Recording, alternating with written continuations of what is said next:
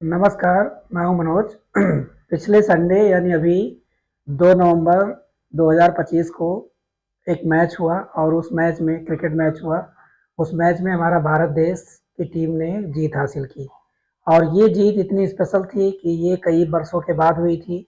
कई सालों से लगातार क्रिकेट खेलने के बाद में, महिलाओं के क्रिकेट खेलने के बाद में ये जीत मिली थी, तो ये जीत ज़्यादा ही स्पेशल थी और लोगों ने इसको सेलिब्रेट किया। हमारा मतलब ये नहीं है, किसी की खुशी से नहीं है, ये महिलाएं जो है पूरी दुनिया में इतने पीछे कैसे रह गई और इस मैच का स्टेटस क्या रहा और ये मैच कब कब हुए, इसके इतिहास क्या क्या रहा, उसके बारे में समझते हैं। साथ साथ में ये भी समझते हैं कि लोग जो है, महिलाएं जो हैं, वो पुरुषों के मुकाबले में इतनी पीछे क्यों हैं। बहुत सारे लोग ये बोलते हैं कि हमारे देश में ही, हमारे भारत में ही ये सारी महिलाएं पीछे है, बाकी देशों में महिलाएं बहुत आगे है। लेकिन ये बिल्कुल गलत है। जब हम किसी देश की, किसी कंट्री के इतिहास को उठा के देखते हैं तो हमें ये पता चलता है कि सारी दुनिया के सारे देशों में महिलाएं उतनी उतने अच्छे सिचुएशन में नहीं है। अभी ये मुहिम सारे देशों में चालू हुई है और हमारे देश में भी चालू हुई है कि महिलाएं धीरे धीरे करके आगे आ रही हैं और वो जो है हर चीज में पुरुषों के मुकाबले में महिलाएं अब जो है किसी भी क्षेत्र में, किसी भी स्थानों पे कम नहीं है और ये जीत जो है इसी मामले में थी। इसी मामले में थी। इस मैच के बारे में थोड़ा हम समझते हैं, शॉर्टकट में समझते हैं और आगे हम ये भी समझते हैं कि देश दुनिया की जो महिलाएं हैं वो पुरुषों के मुकाबले कैसे पीछे रह गई।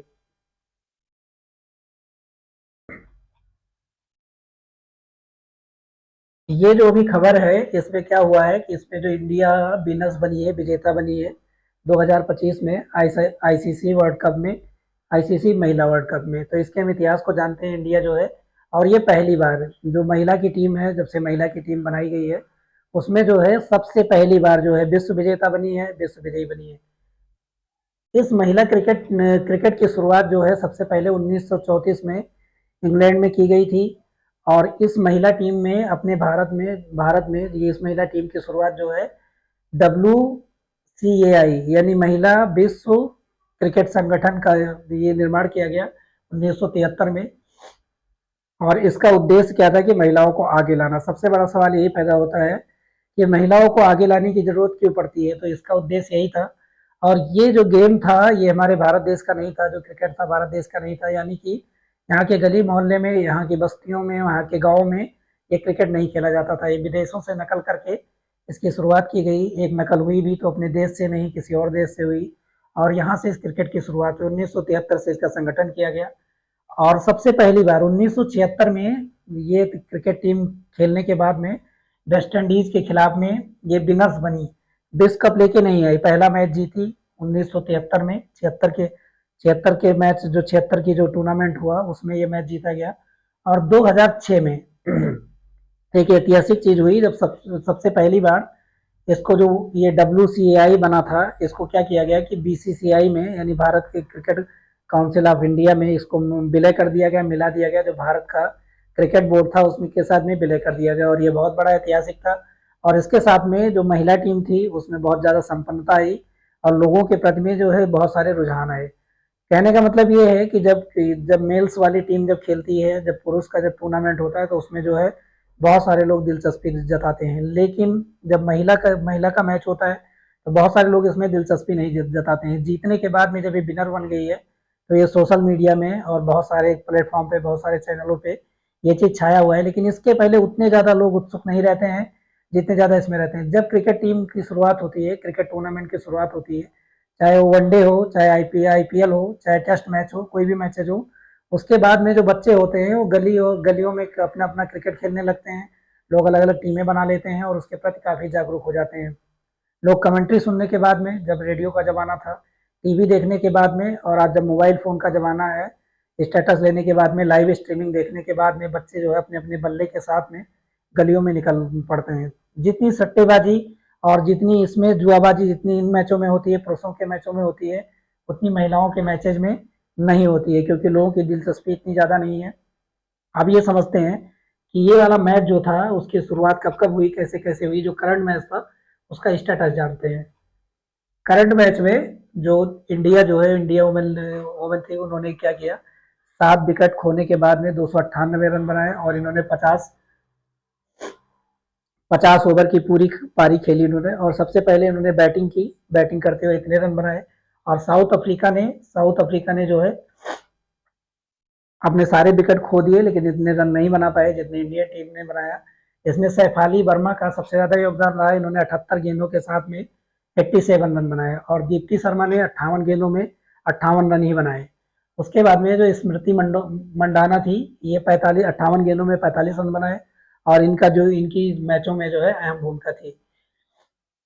साथ में यहाँ पे क्या हुआ कि ये, और जो साउथ अफ्रीका था उसने जो है 45 ओवर हुए, और उसके साथ में 45.3 ओवर के साथ में इन्होंने 246 रन बनाए, और इनके सारे जो है सारे के सारे विकेट जो है चले गए। और ये वाला, और जो प्लेयर ऑफ टूर्नामेंट रहा, यानी कि जो टूर्नामेंट हुआ, पूरा टूर्नामेंट हुआ, उसमें जिस महिला खिलाड़ी की सबसे ज्यादा परफॉर्मेंस रही वो थी दीप्ति शर्मा। और जो प्लेयर ऑफ द मैच रहा, जो ये मेन मैच था, इसका जो प्लेयर ऑफ मैच था ये सैफाली वर्मा ने किया। इन्होंने दो विकेट भी लिए, और इन्होंने 78 गेंदों पे 87 रन बनाए। इसकी वजह से इनको जो है सैफाली वर्मा को प्लेयर ऑफ द मैच चुना गया, और उसके लिए इनको सरप्राइज भी किया गया। तो ये वाला करंट मैच था। अब जानते हैं कि ये मैच जो है कब से कब तक हुआ, कब कब हुआ, ये समझते हैं कि ये मैच कब से शुरुआत हुआ, किसने किसने जीता। तो जितनी बार ये मैचेस हुए 1973 से लेकर 2025 तक, ज्यादातर चांसों में जो जो टीम विजेता बनी वो ऑस्ट्रेलिया टीम बनी। और कई, अभी ये वाला जो सीरीज चला, जो अभी सीरीज हुई है 2025 की, इसमें कई बार भारत ने उस ऑस्ट्रेलियाई टीम को, जो ऑस्ट्रेलिया की टीम, महिला टीम जो बार बार जीती थी, उसको कई बार हरा दिया। और ये 1973 में मैच हुआ जिसमें जो है ऑस्ट्रेलिया विनर बनी। 78 में भी ऑस्ट्रेलिया इसमें विनर बनी महिला क्रिकेट टीम में। 82 में भी ऑस्ट्रेलिया विनर बनी, 88 में भी। और 1993 में इस क्रिकेट की इस टीम की शुरुआत तो इंग्लैंड में हुई, लेकिन बहुत बहुत सालों के बाद में इंग्लैंड ने मतलब जीता, विनर बनी। 1997 में फिर से दोबारा में ऑस्ट्रेलिया ने रिपीट किया, और 2000 में, इतने सालों के बाद में पहली बार इसमें न्यूजीलैंड की टीम की एंट्री हुई, और न्यूजीलैंड जो है विनर बनी। और ये ऑस्ट्रेलिया के खिलाफ, मतलब ऑस्ट्रेलिया वाली टीम जो उसकी पिछली बार में जो है जीती थी, उसको हरा दिया, और ये वाली टीम विनर बन गई। 2005 में दोबारा से फिर से ऑस्ट्रेलिया बनी। 2009 में एक बार इंग्लैंड की फिर से रिपीटिशन हुआ, एक बार फिर से इंग्लैंड टीम आ गई। और 2013 में दोबारा से फिर से ऑस्ट्रेलिया आई, 2017 में फिर से इंग्लैंड, और 2022 में जो इससे पीछे जो मैच हुआ था 2025 के पहले, हर 4 साल के गैप में ये वाला टूर्नामेंट करवाया जाता है आईसीसी का। और इस टूर्नामेंट में जो है ऑस्ट्रेलिया फिर दोबारा विजयी बनी, लेकिन इस बार पहली बार हुआ इंडियन क्रिकेट टीम की शुरुआत होने के बाद में, इतिहास में ऐसा पहली बार हुआ जब इतिहास की किताबों में दर्ज किया गया कि महिलाओं ने जीत लिया। अब हम आगे समझते हैं कि देश दुनिया की जो महिलाएं हैं वो पुरुषों के मुकाबले में कैसे पीछे है, उनके मेन रीजन क्या है। लोग बहुत सारे तर्क देते हैं, बहुत सारे लोग भारत में ये भी बताते हैं कि केवल भारत देश की महिलाएं ही पीछे हैं और देशों की महिलाएं पीछे नहीं है। तो ये सवाल बिल्कुल, ये बिल्कुल गलत है। ऐसी धारणा बिल्कुल गलत है। देश दुनिया के सारे देशों में महिलाएं पीछे हैं, बशर्ते क्या हुआ है कि अभी कुछ ही सालों में, 40-50 सालों की जो जो इतिहास है, उसमें महिलाओं ने बाकी कंट्रियों में भी आगे आना चालू किया है, और हमारे देश की महिलाएं भी उतनी आगे तो अभी भी नहीं है, क्योंकि इनका जो अगर इकोनॉमिक क्षेत्र में इनका अगर कंट्रीब्यूशन देखा जाए तो केवल 3% है। ये भारत में या अपने देश में जो इकोनॉमी का निर्माण करती हैं उसमें केवल 3% है। किसी भी गवर्नमेंट सेक्टर में या प्राइवेट सेक्टर में जब इनकी संख्या देखी जाती है तो ये बहुत कम रहती है। इवन जो संसद है, हमारी देश की जो सरकार चलती है, वहाँ पे भी महिलाओं की संख्या जो है बहुत कम है। और जो महिलाएं आगे आती भी हैं वो पुरुषों के सहारे, पुरुषों के द्वारा बनाई गई प्लानिंग के सहारे आगे आती हैं। तो हम ये समझते हैं सबसे पहले कि देश दुनिया की जो महिलाएं हैं वो पुरुषों के मुकाबले में कैसे पीछे हैं।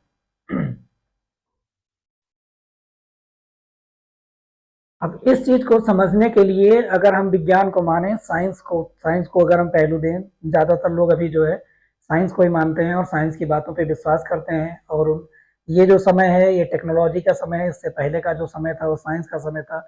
इसकी बातों को लोग ज्यादा एप्लीकेशन ऑफ दी साइंस को ही टेक्नोलॉजी टेक्नोलॉजी बोलते हैं, इंजीनियरिंग और टेक्नोलॉजी बोलते हैं। अभियांत्रिकी का जो यूज है, जो उसका यूज है, वही आज का समय है, इनका यूज किया जा रहा है। इसमें क्या है कि एंशियंट टाइम में जो आदमी थे, जो इंसान है आज का, ये 4 पैरों वाला था। यानी जो हमारे जो एनिमल अभी भी हमारे इसमें पे अर्थ पे पाए जाते हैं, 4 पैरों में था। जब 4 पैरों के एनिमल थे तो इनमें जो बर्थ कैनाल थी उनमें बहुत ज्यादा, उनकी चौड़ाई बहुत ज्यादा थी। और इनमें जब महिलाओं में ये जब जो फीमेल्स बॉडी होती थी, जब इनमें बच्चे होते थे, तो यहाँ पे क्या होता था कि बच्चे जो है मरते नहीं थे, उनकी जो मोर्टेलिटी रेट होता था बहुत कम होता था। अभी में जब इंसान अपने पैरों पे खड़ा हो गया और उनके हाथ फ्री हो गए तो इनमें बहुत सारी समस्याएं भी हो गई। जो बर्थ कैनाल हुई वो पतली हो गई, छोटी हो गई। छोटी होने के साथ साथ में मोर्टेलिटी रेट और जब प्रेगनेंसी के साथ में शरीर का भारी होना, ये समस्याएं महिलाओं को रोक दिया। वो समय इतना एडवांस नहीं था, डेवलप नहीं था कि लोग चीज़ों को समझ पाते। साथ साथ में ये महिलाएं बच्चे पैदा करने के बाद में जो मैटरनल लव होता है ये नेचुरल होता है। जो दूसरे एनिमल्स हैं, काऊ है, कैट है या दूसरे जो एनिमल्स हैं, वो भी अपने बच्चों को इतना ही प्यार करते हैं जितना कि इंसान। इन इंसानों अपने बच्चों के लव की वजह से ये लोग ज़्यादा पीछे छूटते हुए चले गए और ये जो महिलाएं थी वो एक जगह पे ठहर गई इसकी वजह से, क्योंकि इनके बच्चे जो होते हैं वो कमज़ोर होते हैं। कमज़ोर के होने की वजह से उन्हें बहुत दिनों तक सहारे की ज़रूरत पड़ती है। और दूसरा जो रीज़न है वो ब्रेस्ट फीडिंग, यानी जो बच्चे होते हैं वो मतलब माँ के दूध पे निर्भर करते हैं और इस निर्भरता की वजह से ये महिलाएं जो है ठहर सी गई इनका पालन पोषण करने के लिए। इन महिलाओं का पूरी दुनिया में उत्थान नहीं हो पाया और ये जो है सबसे पहला कारण था। जब ये महिलाएं ठहरी, पुरुषों ने बाहर निकल के उस समय से काम किया कि जो पुराना आदमी था वो केवल भोजन खोजी था, उसको सांस तो फ्री थी, हवा फ्री थी। उस समय हवा के लिए उसको मोल नहीं लेना पड़ता था। अभी का लेकिन समय है हवाएं भी मोल लेनी पड़ती हैं। जहाँ की हवा गंदी हो गई है वहाँ इतनी पॉल्यूशन है कि लोगों को हवा खरीद के भी सांस लेना पड़ता है, यानी कि पीना पड़ता है। अब ये सिक्योरिटी रीजन की वजह से ये लोग महिलाओं के अधिकार में धीरे धीरे करके आ गई और इनका उत्थान उतना नहीं हो पाया हर फील्ड में। एग्रीकल्चर का समय आया जब मानव एक स्थान पे रुकना चालू कर दिया तो एग्रीकल्चर की शुरुआत हुई। जितना इन्वॉल्वमेंट इनका एग्रीकल्चर में होना चाहिए इन बच्चों की वजह से, क्योंकि बच्चे एक के बाद एक पैदा होते हुए चले गए और जब इनकी बहुत यंग एज थी तभी ये लोग उतने काम करने के लिए सक्षम नहीं थे। जब इनका काम करने का समय आया, बाहर निकलने का समय आया तो बच्चे आने चालू हो गए और जब इनकी ज़्यादा एज हो गई तब ये लोग एक उतने सक्षम नहीं रहे कि उतने ज़्यादा काम कर पाए। इसीलिए इन लोगों की पूरी दुनिया में ग्रोथ रुक गई और एग्रीकल्चर के समय में भी हुआ। धर्म का जब टाइम आया, एग्रीकल्चर के समय के साथ साथ में जब धर्मों का टाइम आया तो वहां पे थोड़ी बहुत इंप्रूवमेंट हुआ। धर्म वाले लोगों ने थोड़े बहुत नियम कानून तो बनाए, लेकिन वो नियम कानून अंधविश्वासों में चलते हुए चले गए। ज्यादातर धारणाएं, ज्यादातर कॉन्सेप्ट अंधविश्वासों में डूब गए और ये लोग पीछे चलती हुई चली गई। इन लोगों ने मैनेजमेंट तो सीखा, जो घरों का मैनेजमेंट था, जो खाने आ रहे हैं, जो भोजन आ रहे हैं, जो कृषि के जो सामान है और बारीकी से काम करने वाली काबिलियत इनके अंदर तो पैदा हुई, लेकिन बाहर निकलने की जो काम करने की क्षमता है जो हुई वो रिड्यूस होती गई, कम होती चली गई। और इसी के साथ साथ में इनकी बॉडी स्टेमिना जो थी, जब काम इन लोगों ने बहुत कम काम किया, बहुत कम दौड़ भाग लगाई, तो इनकी जो बॉडी स्टेमिना थी वो कम होती गई और ये कमजोर होती हुई चली गई, वीक होती हुई चली गई और इनका जो समाज से रिप्लेसमेंट होता हो गया और पुरुष जो है इफेक्टिव हो गए। Attack of A kingdom. अब जब किंगडम के जमाने में जब साम्राज्य की स्थापना होना चालू हुई तो बहुत सारे आक्रमण हुए। इनमें जो है धर्मों के टाइम पे ये मान लिया गया कि ये जो है जो महिलाएं हैं वो किसी और की प्रॉपर्टी, जब इनकी शादी नहीं हुई है तो अपने भाई के संरक्षण में रहेंगी, अपने पिता के संरक्षण में, और बाद में जब इनकी शादी हो जाएगी तो अपने पति के। इसकी वजह से ये लोग असहाय होती हुई चली गई और ये सिस्टम, ये मैरिज सिस्टम इनको नीचे धकेलता हुआ चला गया और हमेशा से पीछे छूटती हुई चली गई। ये केवल भारत की बात नहीं है, पूरी दुनिया की बात है। तो यहाँ पे ऐसे ऐसे करके हुआ। अब ऐसा हम क्या करें कि ये महिलाएं जो है, दुनिया की महिलाओं को कैसे आगे लाया जा सकता है, इसकी मुहिम की शुरुआत हुई है। सबसे पहले इनके हेल्थ पे ध्यान देना पड़ेगा। हेल्थ में दो चीजें आती हैं। सबसे पहला जो है इनका मानसिक, मेंटल हेल्थ जो होता है उस पर ध्यान देना पड़ेगा। और दूसरा जो है इनका बॉडी जो फिजिकल हेल्थ होता है उन पे ध्यान देना। इनको इंक्रीज करके इनको समाज में आगे लाया जा सकता है और ये बहुत आसानी से किया जा सकता है, इसमें कोई दिक्कत नहीं है। इनके पैदा होने के समय जैसा व्यवहार बच्चों के साथ में किया जाता है वैसा ही बिहेवियर, वैसी ही फीडिंग, वैसा ही न्यूट्रिशन अगर इनको भी दिया जाएगा और मानसिक विकास के लिए वैसी ही एजुकेशन अगर इनको दी जाएगी तो जाहिर सी बात है कि ये लोग बराबरी में आ जाएंगे। सेम करियर, कहने का मतलब एजुकेशन में ही वैसा स्थान होना चाहिए। करियर के लिए जिन जिन करियर पे बॉय मतलब जो मेल है, जो मेल बॉडी है, जो पुरुष है, जिन करियर पे वो काम कर सकता है उस करियर पे ये भी काम कर सकती हैं। ऐसा करने से ये लोग जो है सेम करियर में आ जाएंगे। इकोनॉमिक लेवल इंक्रीज होगा। जब ये लोग कमाई में आएंगे, जब ये लोग कमाई करेंगे तो इनका इकोनॉमिक लेवल अच्छा होगा और इकोनॉमिक लेवल जब अच्छा होगा तब इनकी पावर बढ़ेगी, शक्ति बढ़ेगी और साथ साथ में जो इनकी डिसीजन मेकिंग कैपेसिटी होगी, यानी कि जो निर्णय लेने की क्षमता होगी वो ज़्यादा बढ़ जाएगी। अभी जो धर्मों के मानने वाले लोग हैं उनमें ज़्यादातर क्या होता है कि जो कमजोर महिलाएं हैं, जो पुरुषों पर आधारित हैं, वो लोग कई सारे नियम कानून में बन जाते हैं। उन लोगों पे वही लोग नियम कानून लगाते हैं।